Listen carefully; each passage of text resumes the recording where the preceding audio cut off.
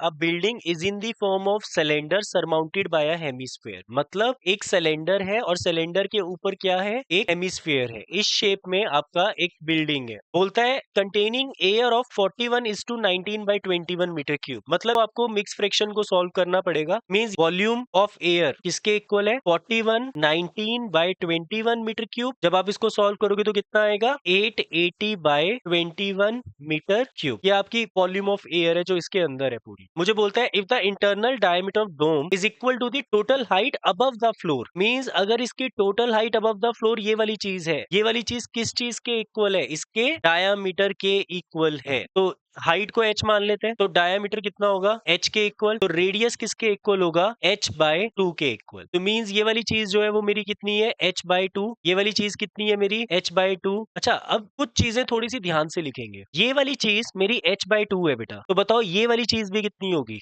h/2। और पूरा कितना है, ये h है। तो अगर मैं h/2 इसमें से माइनस कर दूंगा तो ये वाला हिस्सा भी कितना आएगा, मतलब सिलेंडर की हाइट कितनी होगी मेरी, h/2 होगी। ठीक है, तो यहां से हाइट ऑफ सिलेंडर कितनी निकल जाएगी, h minus h/2 which is equal to h/2। बस ये चीज आपको ध्यान में रखनी है। रेडियस h/2 है, हाइट ऑफ सिलेंडर h/2 है, वॉल्यूम ये है, वॉल्यूम पूरी बिल्डिंग की है। तो वॉल्यूम ऑफ बिल्डिंग जो है which is equal to volume of hemisphere plus volume of cylinder. और वॉल्यूम ऑफ हेमिस्फीयर क्या है, 2/3 pi R cube, plus volume of cylinder क्या होता है, पाई आर, दोनों का आर सेम है, पाई आर स्क्वायर एच। ठीक है, एच डैश लिख लेते हैं इसको क्योंकि एच को हमने कुछ और लिखा हुआ है। पाई आर स्क्वायर कॉमन, अंदर बचेगा आपके पास 2/3 आर प्लस एच डैश। अब वैल्यूज फिल कर देते हैं। बिल्डिंग का वॉल्यूम बिल्डिंग के एयर के वॉल्यूम के इक्वल है विच इज 880/21। मतलब 880/21 इज इक्वल टू 22/7 इंटू इस आर की जगह पर मैं क्या लिख सकता हूँ, h/2 का स्क्वायर, क्योंकि रेडियस किसके इक्वल है, h/2 के इक्वल है। उसके बाद अंदर 2/3 into h/2 plus h dash, height of cylinder भी कितनी है मेरी, h/2। h/2 भी कॉमन आ रहा है वापस। ठीक है, 22 से काटोगे तो 40 आएगा, 7 को इससे काटोगे तो 3 आएगा, मतलब 40/3 is equal to h²/4 into h/2। वापिस कॉमन निकाल लिया तो एलसीएम लोगे तो 5/3 बचेगा। एलसीएम लेने के बाद 2 + 3 हो जाएगा ना ये एलसीएम लेने पे, तो 3 से ये 3 वापिस कैंसिल हो जाएगा, 5 से ये 40 कैंसिल हो जाएगा, कितना बचेगा 8। मेरे पास क्या आ गया, h³ इज इक्वल टू 64। और 64 किसका क्यूब होता है, 4 का। तो h किसके इक्वल आ जाएगा, 4 मीटर्स। तो ये 4 मीटर्स बिल्डिंग की हाइट निकल गई पूरी, क्योंकि हमने h किसको लेट किया था, बिल्डिंग की हाइट को। तो ये मेरा आंसर है।